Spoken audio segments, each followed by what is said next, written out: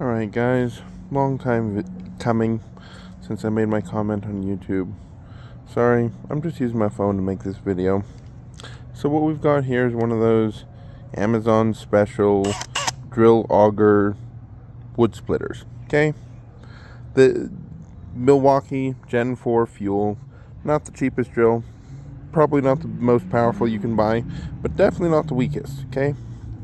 Big thing is, I see everyone seem to try and run these in gear 2. Don't be stupid. Run it in gear 1. You need torque, not speed. Secondly, I feel like it works a little bit better in the hammer mode. However, I've used it just fine on drill mode. If it's not a hammer drill, I don't own it. Okay? There's a difference between hammer mode on a battery powered drill versus, going and getting some SDS shanked power drill. You shouldn't be buying a special drill just to operate this thing. You either have a drill that's strong enough for it or you don't. I mean, that's basically what it comes down to. All I'm showing this on today are standard logs bought in a bag, from your favorite hardware store, gas station, whatever. These are nothing insane. This guy's like 4 inches wide, 2 1/4 inches. Okay, that's all this is meant for. If you're trying to split 14-inch rounds, I mean, you got a different deal coming. Is there potentially a drill out there that can do it? Absolutely. I'm sure that there is, but really get yourself a proper wood splitter at that point. This is for people who go to the hardware store to buy their wood and then take it home and they need to make some kindling from the wood that they bought. That is the ideal use for these. You really do want to have a place to let it hit against, because as soon as this bit bites, righty-tighty, as soon as it actually bites, it will attempt to spin the wood. And if you're using your shins, well, good luck. It's like hitting the trailer hitch on the back of a truck. It's not a fun experience. I don't recommend it. Have something to brace it against. Put the sole of your boot down. There's ways to do it. I'm cheating. I'm just kneeling on the ground against this big old elm tree right here. Some doofus tried to put a basketball hoop on freaking years ago.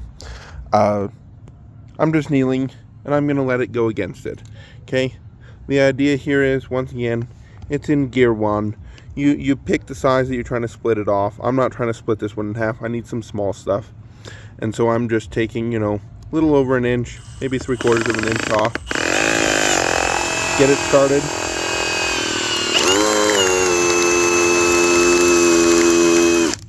And it splits like so. You can tell that there used to be a knot in that section. It's even a little bit tougher. I don't care.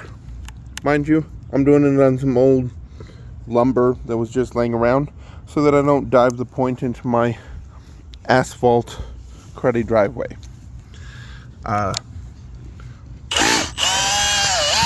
specifically have the version that's welded together versus the one that can thread the shaft out of this guy.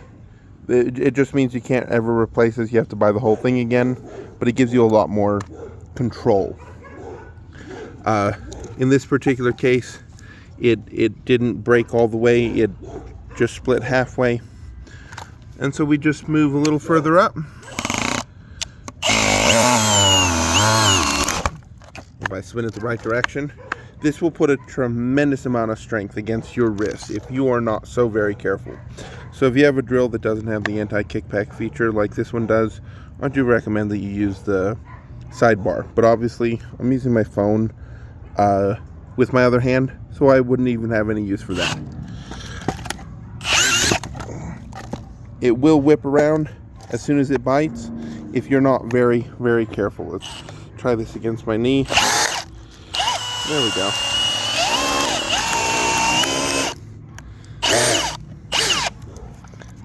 That's the kind of stuff that this does. That wasn't the cleanest split I've ever gotten from it, but we have a small piece effectively broken off. Sorry, I'm having to use my second hand to support. Making kindling like that is the only kind of splitting that this is actually appropriate for. And actually, right there, you can actually see the knot. That's all this is meant for. But that's more common. That's the kind of splits that I see myself getting. That's exactly what I'm looking for. Perfectly sufficient for what I'm doing.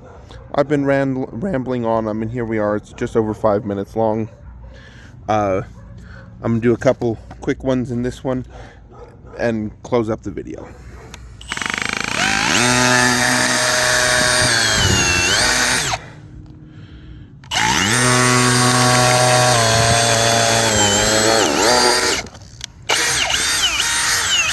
Going into that backer wood.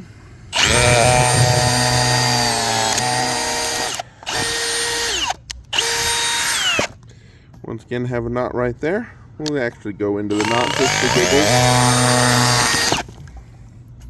Yeah, that was safe.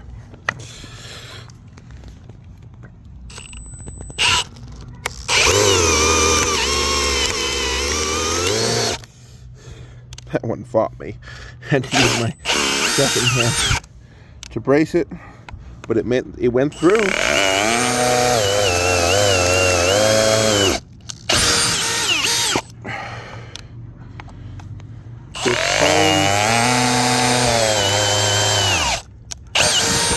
Follow the brake a little bit further. No tripod, no nothing. Sorry about that.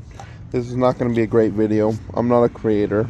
I'm just showing this actually does work. It works just fine if you're using it intelligently. All too often, I see people using the $99 DeWalt drill, the cheap piece of junk, and then they're running it in gear 2, high speed. I guess we'll do that one real quick, just to see. I actually haven't tried it with this specific drill. Tried it with my old drill. You're looking for torque. You're looking for strength. You're not looking for speed. Yeah. Oh, as I block it with my finger, it's triggering the anti-kickback right there.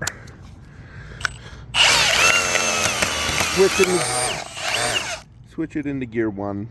It does its job just fine. Okay? Be intelligent, brace your wood, use a drill that's worth a damn, not some cheap piece of junk. It does what it's supposed to. See, if you're splitting logs, go get your wood splitting maul. Don't do it with your drill. Good night. Come on. This is for making kindling.